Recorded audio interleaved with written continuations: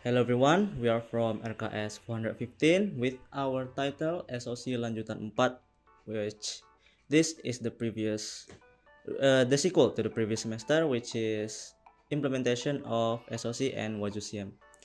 Now before we start, there's a few things I want to mention. We have our partners here that's about to explain a few points later on.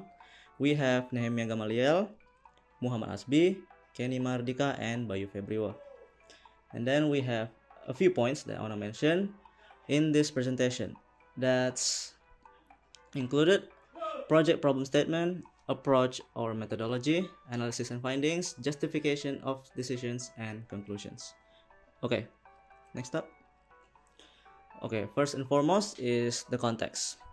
The background of this project is implemented is because there's many organizations that still face several security challenges. That's because security logs are scattered across multiple systems. That's why there's many cyber attacks or crimes that's happening around the world, and a few of them are threat detection is often delayed, limited visibility into suspicious activities, and last but not least, monitoring processes are not centralized.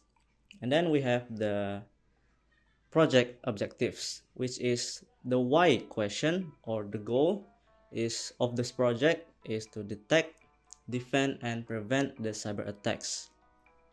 And it's divided into a few points as well. That includes, first one is build a security operations center infrastructure, which is also implemented in this project.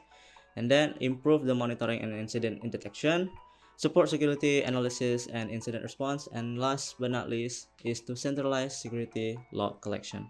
Okay, next up. And for the process, the procedure or the project methodology, there's 6 parts that's divided, but I will of course talk about the first one. The first and foremost, the first step of everything is the planning.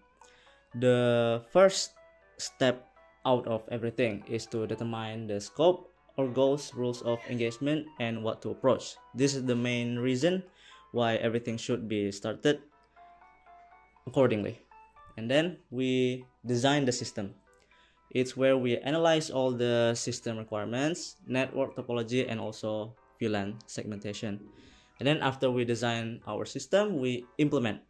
This is where we configure, deploy, and also make a few options or settings to the log monitoring, log balancer, virtual machines, WASU-CM applications, and also web. And after we implement those things, we move on to the testing. This is where all of the testing phase starts, which is about the log delivery, monitoring validation, and CTI integration testings. It's all the testing and validations starts from here. And then we simulate the cyber attacks, which is called the attack and defense, where the main reason this project is implemented. It's where we simulate the cyber attacks, or it's called attack and defend, and also to validate detection and monitoring capabilities.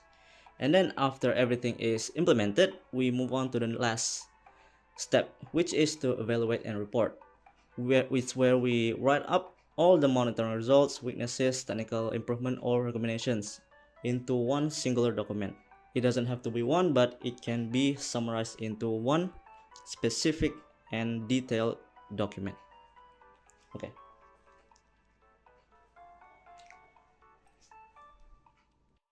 Okay, next up, I will let my partner Nehemia Gamaliel to explain the next point.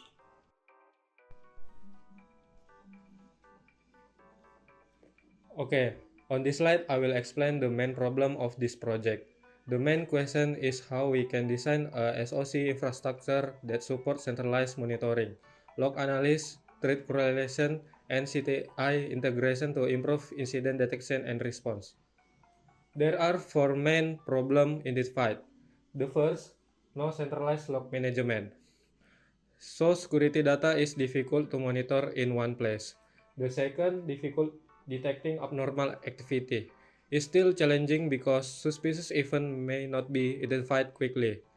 The third, weak network segmentation can make it easier for attacker to move across the network. And lastly, limited automated monitoring capabilities are still limited, which can slow down the response to security incident. Because of the issue, a better SOC infrastructure is needed to improve security monitoring and incident response. And then we have Bayu Febrio. Here are the findings of our attack and defense simulation. We performed several attacks such as brute force, SQL injection, port scanning to detect the web security system. During the simulation, Wazusium successfully detected suspicious activities, generated alert, and monitored network behavior in real time.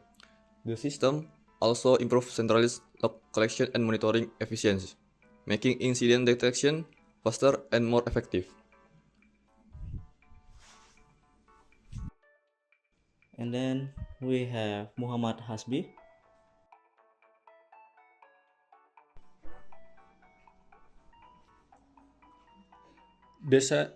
Design justification. VLAN and DMZ to ensure network isolation and spread public service from our internal infrastructure. WazooCM for real-time monitoring and comprehensive logging. VirusTotal to validate and cross-check suspicious indicators. Backup infrastructure to granted high availability and reliability disaster recovery.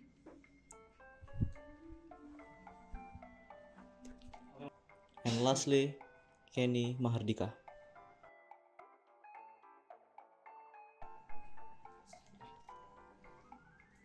Okay, in this slide, the last slide, I will explain about the summary.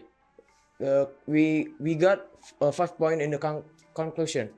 The first is successfully design and implement SOC infrastructure. The second, network segmentation, improve overall security. The third is Wazoo centralized security monitoring and log analysis. The fourth, CTA integration, enhanced detection capabilities.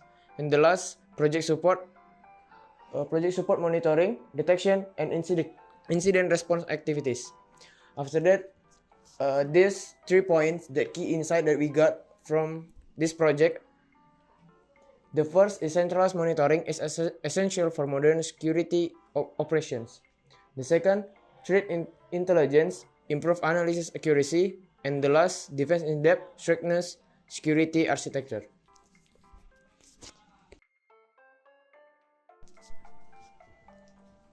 Okay, that's it for our presentation. We are from RKS 415 with our title SOC Lanjutan 4, or the sequel to the previous semester, which is implementation of SOC and WazooCM. Okay, thank you everyone.